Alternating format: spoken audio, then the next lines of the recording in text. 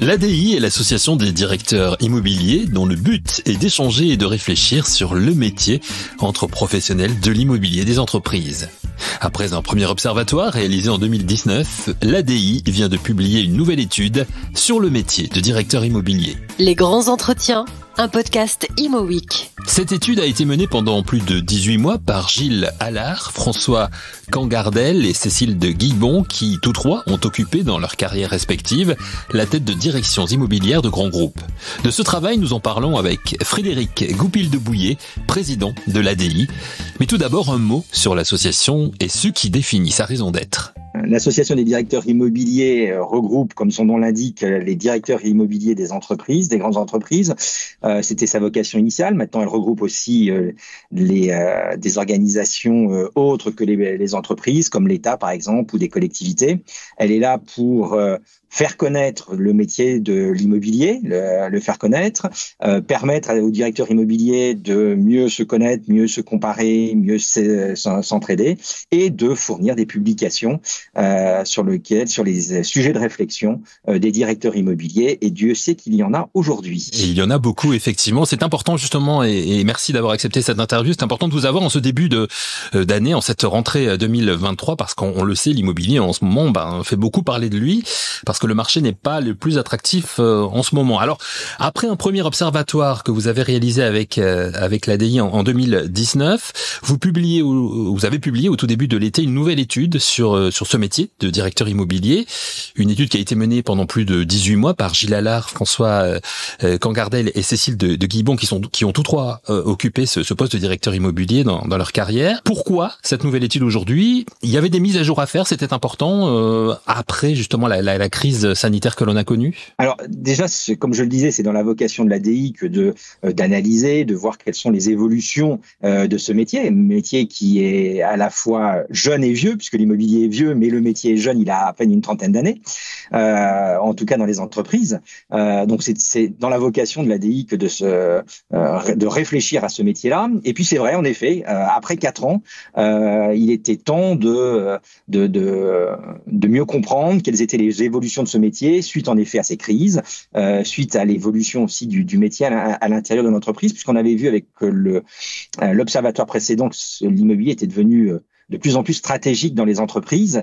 Et là, il y a beaucoup d'évolutions stratégiques en ce moment dans les entreprises. Et qu'est-ce qu'était devenu le métier de l'immobilier? En effet, c'est devenu maintenant un acteur majeur de la transformation des entreprises. Et c'était intéressant de le mettre par écrit et de défendre ce métier à un moment en effet crucial dans le marché immobilier. Vous avez voulu une étude qui est quand même très complète, qui est peut-être pas exhaustive parce qu'on l'est jamais véritablement, mais enfin qui aborde beaucoup de sujets.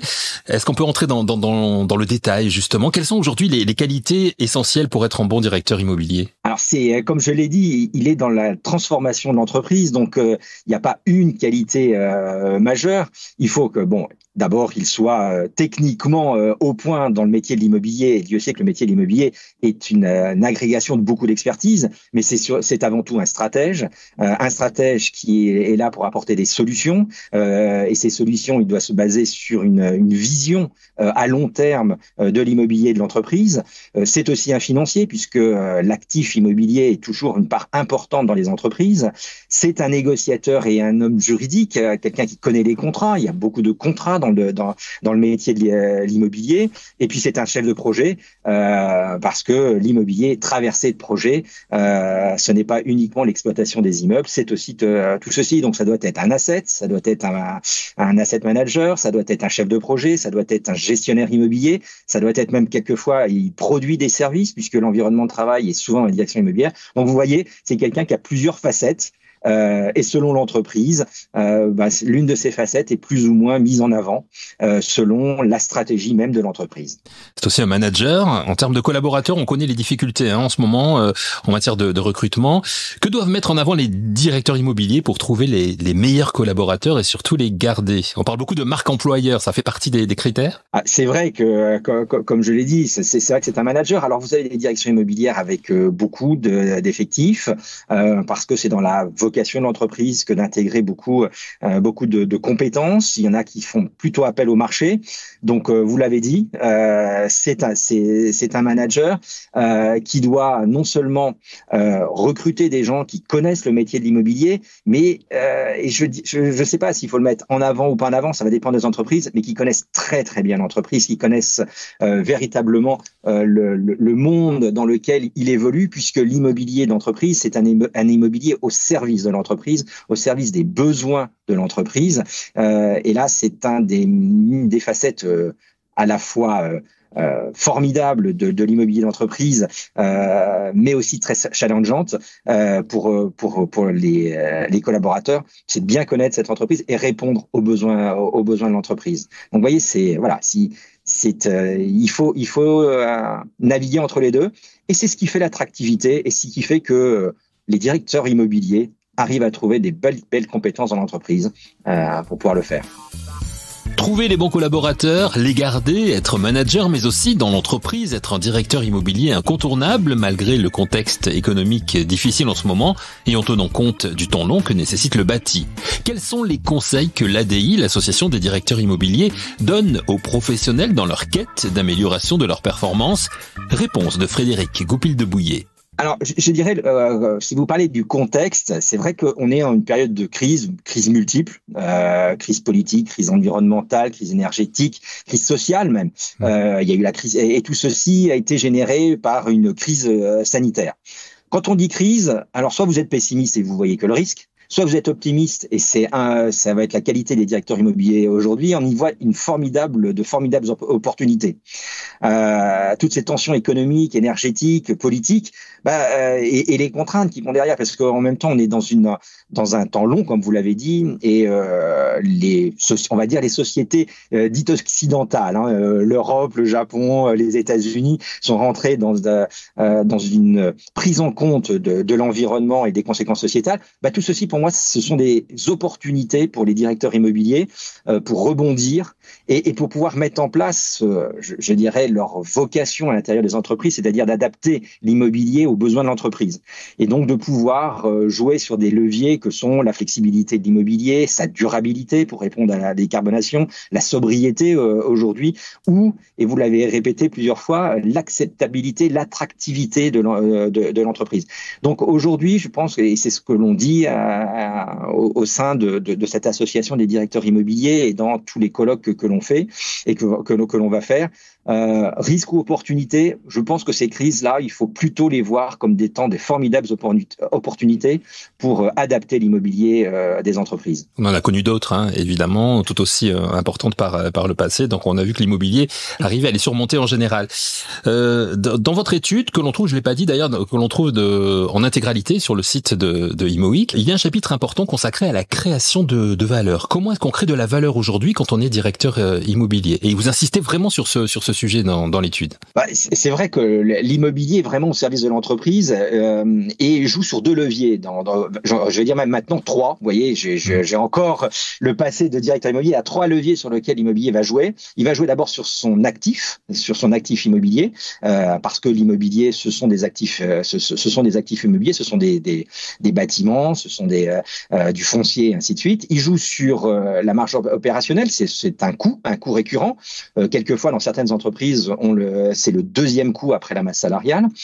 Et puis, c'est aussi un coût sociétal, environnemental, puisque l'immobilier consomme, je dirais, de la ressource, que ça soit pour sa construction, pour son exploitation, voire pour sa valorisation. On produit des déchets, on consomme.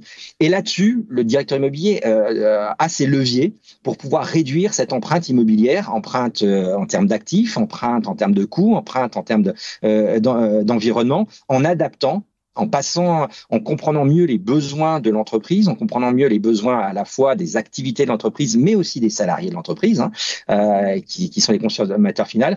Et on peut créer de la valeur en réduisant l'actif, en contribuant à la valorisation de ces actifs, en les vendant ou en achetant mieux ou en louant mieux, en réduisant sa consommation quotidienne. Vous parliez tout à l'heure de l'environnement, de l'ADI, et les directeurs immobiliers jouent sur sur la consommation énergétique.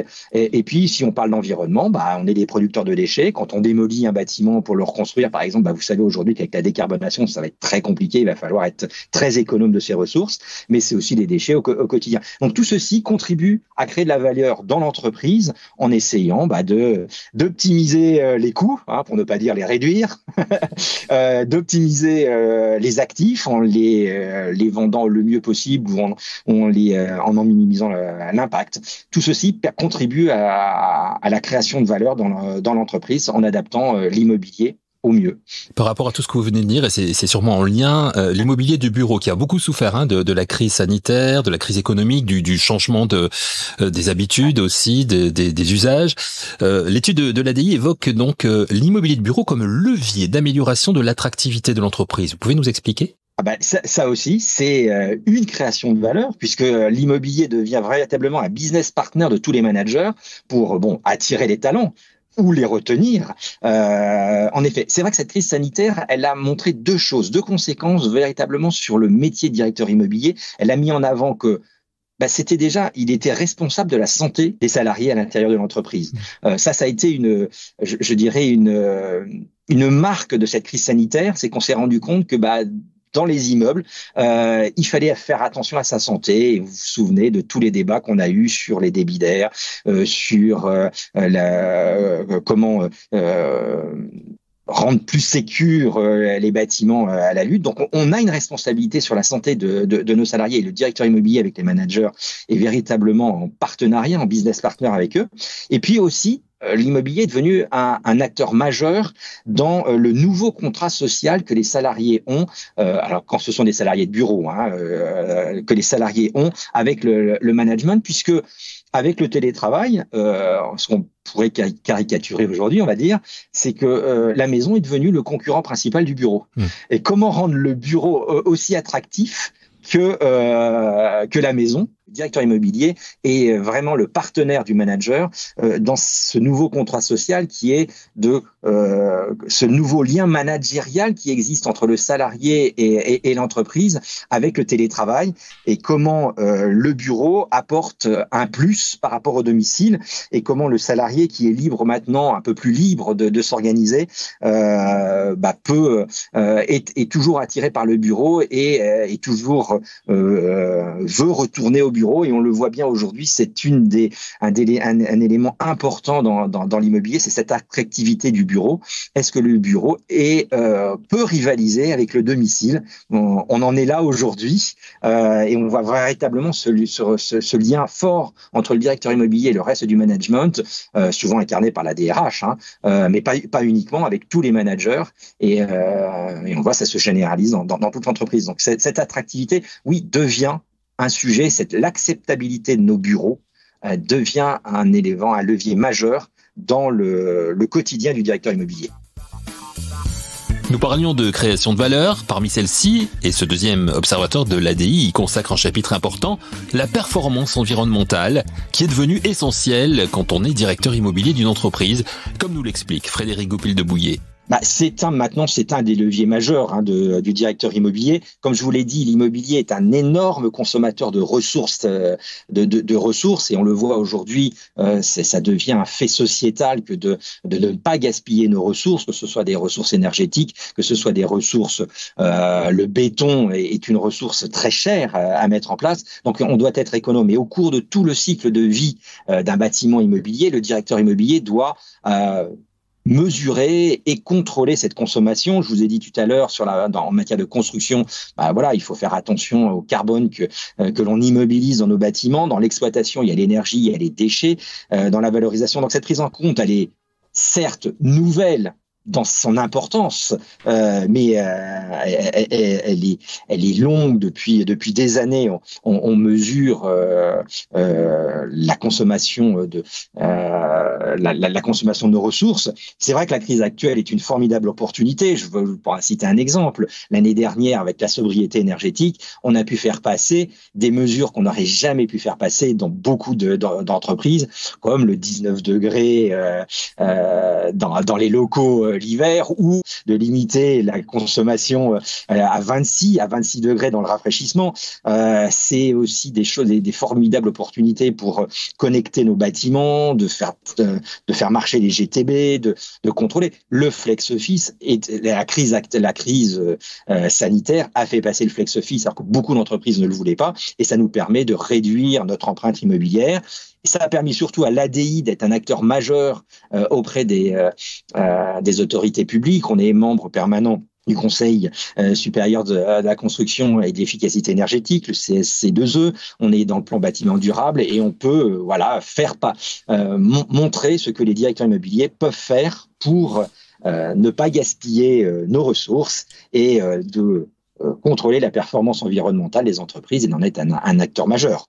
Et dans cette étude, il y a un tableau des actions préconisées en matière de performance environnementale. Donc ça, c'est très pratique également pour c'est un guide pratique que l'on avait diffusé l'année dernière et qui sera très certainement rediffusé cette année, ou en tout cas, on recommuniquera dessus pour que les directeurs immobiliers soient véritablement au centre de cette problématique. Aspect important de l'étude également, directeur immobilier égale business partner. Alors, cela signifie que le directeur immobilier doit impérativement faire partie du COMEX de l'entreprise? Impérativement, ça serait mieux. Ça permettrait à l'immobilier d'être au cœur de la stratégie, mais ce qui l'est déjà. C'est une préconisation que l'on fait. Ce qui est en tout cas important pour l'immobilier, c'est que l'immobilier ait un sponsor dans le COMEX, de façon à ce que les problématiques immobilières soient véritablement bien représentées dans les décisions stratégiques. Voilà, on ne donne pas une règle, mais ça va dépendre de l'entreprise, de la taille de l'entreprise, ça va dépendre de son parc immobilier. Il y a des entreprises dans lesquelles le parc immobilier est majeur pour l'entreprise et donc doit impérativement influer sur la stratégie. Donc voilà, mais c'est un business partner. Il doit être au contact de toutes les activités de l'entreprise et au plus près des salariés. Donc c'est une préconisation que nous faisons, c'est qu'il ait une oreille dans le COMEX. Les auteurs disent on ne n'est pas directeur immobilier, on le devient. Vous êtes vous-même directeur immobilier, Frédéric Goupil de Bouillé. D'où l'importance de cette partie formation et information à laquelle contribue l'ADI justement. C'est vrai que c'est un des vecteurs majeurs de l'ADI. On essaye, comme on le fait avec cet observatoire, de montrer que c'est une belle matière sur laquelle on peut vraiment se réaliser. N'être directeur immobilier, d'abord, il n'y avait pas de formation. Il n'y a pas de formation aujourd'hui majeure comme vous pouvez le retrouver. Il y a de plus en plus de masters qui se présentent. Les écoles comme l'ESSEC, HEC, le SCP, le STP, tout ceci ont des formations. Comme je l'ai dit, pour être un directeur immobilier, il faut non seulement connaître la technique immobilière, savoir ce que c'est que l'asset management, le project management, le property management, le facility management, sont des éléments importants pour être un directeur immobilier, mais il faut surtout connaître son entreprise. Donc c'est pour ça qu'on ne naît pas, il faut que, même si vous venez d'un autre milieu que le milieu de l'immobilier, que vous êtes directeur immobilier, il faut que vous imprégniez de l'entreprise. Et c'est pour ça que l'ADI aide les écoles à développer ces masters de façon à apprendre la technique immobilière, mais surtout apprendre à mieux connaître l'entreprise et mieux connaître les besoins de l'entreprise pour justement adapter cet immobilier. C'est là où vous avez vraiment un métier de théorie, mais aussi beaucoup de pragmatisme. Un bon directeur immobilier est quelqu'un de très pragmatique qui sait apporter des solutions aux activités le mieux possible. Ce pragmatisme aide, j'imagine, les directeurs immobiliers à se projeter. Pour terminer cette interview, vous nous avez dit déjà beaucoup de choses, Frédéric, mais comment est-ce que le professionnel de l'immobilier, le directeur immobilier que vous êtes vous-même et le président de l'ADI envisage la suite dans ce contexte un peu compliqué, économiquement parlant, pour l'immobilier actuellement?